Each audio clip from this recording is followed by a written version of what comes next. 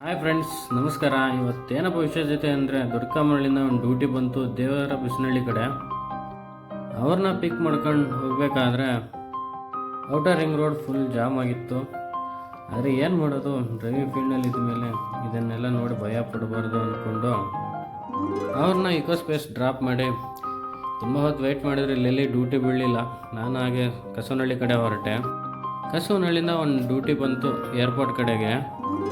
ಅವ್ರನ್ನ airport drop ಮಾಡಿಬಿಟ್ಟು ಇಲ್ಲೆಲ್ಲಿ duty ಬೀಳಲ್ಲ, ತುಂಬ ಗಾಡಿಗಳು ಬೇರೆ ಇದ್ವು. ನಾನು ಹಾಗೆ ಸಿಟಿ ಕಡೆ ಹೊರಟೆ. ಹಾಗೆ ಫ್ರೆಂಡು ಫೋನ್ ಮಾಡ್ದ, ಊಟ ಬೇರೆ ಮಾಡಿರಲಿಲ್ಲ ಅಂತ.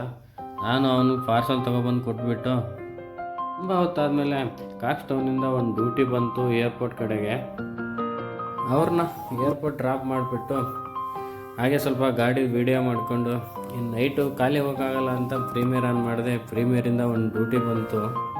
ಅವ್ರನ್ನ ಪಿಕ್ ಮಾಡ್ಕೊಂಡು HSR ಲೇಔಟ್ ಡ್ರಾಪ್ ಮಾಡಿ ನಾನು ಹಾಗೆ ಮನೆ ಕಡೆ ಹೊರಟೆ.